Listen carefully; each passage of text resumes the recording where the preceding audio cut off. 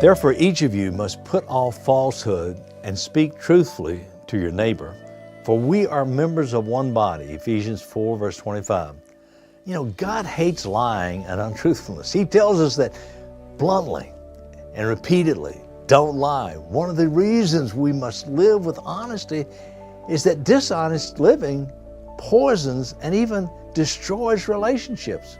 One of the gifts of grace God has given us is the community of believers, but we miss out on the blessing of that community if we do not live openly and honestly with each other. Ephesians 4:25 above talks about the words, therefore follow the verse that tells us to put on our new self, created to be like God in relationship. God has created a new self. He's created a new you. Lying is part of the old person, and you're a new person. So speak truth. That's what God's called us to be. That's what honesty is all about.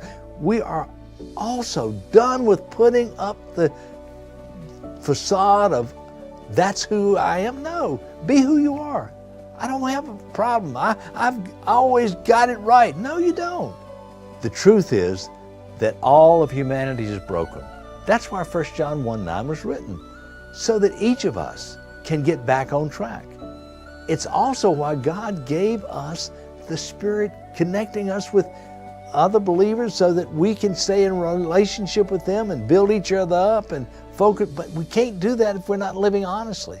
We need to be honest about what's going on in our lives so that we can represent Jesus well, so that we're not living falsely.